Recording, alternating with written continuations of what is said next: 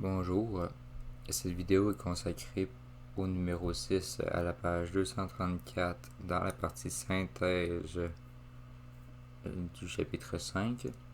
Donc la question était la chaleur molaire de combustion du charbon C est de moins 393,5 kJ par mol. Quelle est la masse de charbon devrait-on Quelle masse de charbon devrait-on faire brûler pour élever la température de 25 litres d'eau de 18 degrés Celsius à 65 degrés Celsius? On considère que toute l'énergie dégagée par la combustion du charbon est absorbée par l'eau. Donc la première étape, on se rappelle que l'énergie de l'eau, Q, est égale à mc delta T. Le C de l'eau, c'est toujours 4,19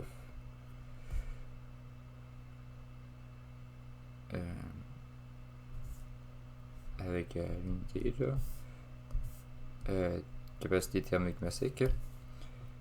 La masse, c'était 25 litres. 25 litres, pas 25 litres, désolé. Il faut convertir ça en grammes. 25 litres, c'est 2500 ml. 2500 ml, c'est 2500 grammes. 2500 grammes.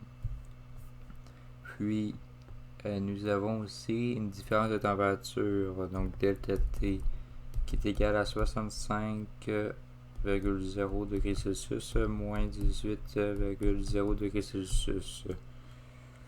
Donc, qui va nous donner de tête, ça fait 47 degrés Celsius.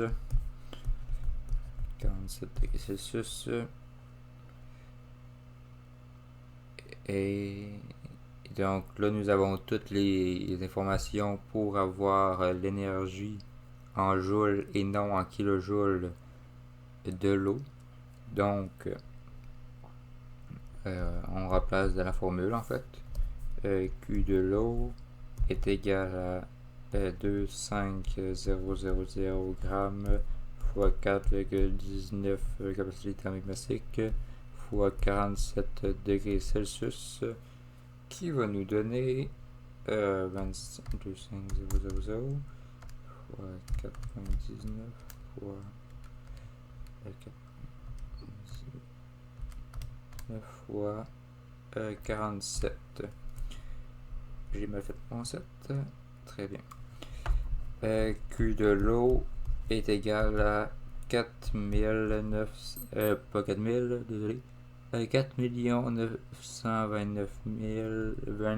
923 250 joules. Donc, ceci étant obtenu, nous pouvons poursuivre en connaissant que le Q de la réaction est égal à le moins Q de l'eau. De l'eau dans le sens que l'environnement dans lequel la réaction va se passer va être l'inverse de l'énergie. Si c'est dans un milieu fermé, va être l'inverse de l'énergie de la réaction.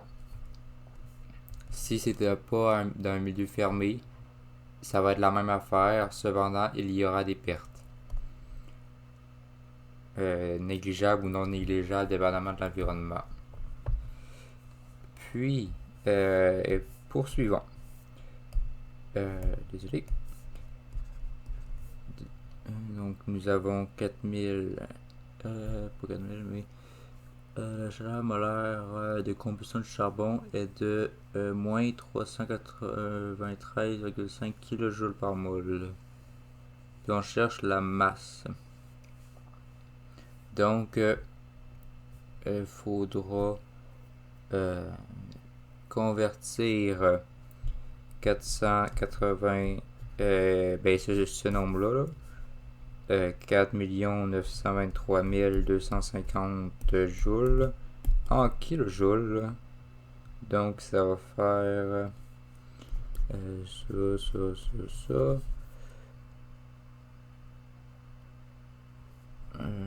Ça, 0,25 kilojoules. C'est quand même un assez gros nombre. Puis, il faut que nous divisions 4900 3,25 kilojoules par le... on se rappelle avec ça, je vais le faire d'une autre couleur, avec ça, que moins 393,5 kJ par mol, si la réaction elle est là, dans ce cas là ça va être 393,5 kJ par mol. Donc, on peut diviser ce nombre-là, 49 223,25 kJ par mol par 393,5 kJ, pas par mol, désolé, mais juste kJ. Donc, par mol. Les unités, on les annule. 4923,25 divisé par 393,5 qui va nous donner, ici c'est pas un nombre fractionnaire, qui va nous donner environ 125 mol.0209 mol. Donc, ceci, nous ayons obtenu cela. Il faut regarder dans le tableau périodique, le carbone c'est 12,01 de grammes par mol. Donc,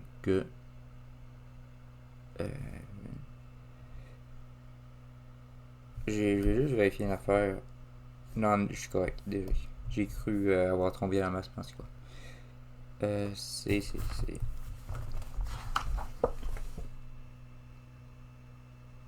12,01 12,01 grammes par mol.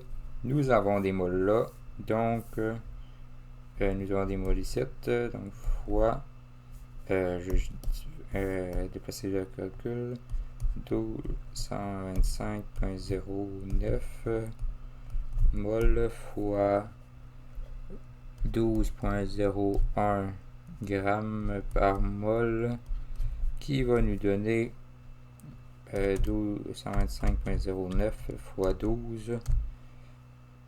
Je vais juste recommencer, j'ai oublié le point 01 fois 12,01. J'aime bien être précis dans mes affaires, désolé. Pour le retard, donc 1502,33 grammes. Donc, la question étant, quelle masse de charbon devrait-on faire brûler pour élever la température?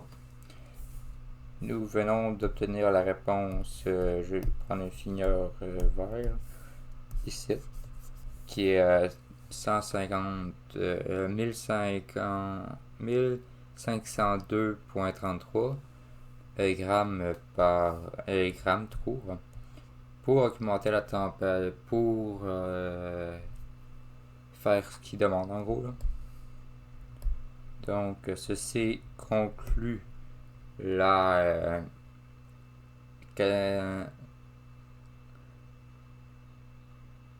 le numéro 6 et aussi ce qui conclut cette capsule.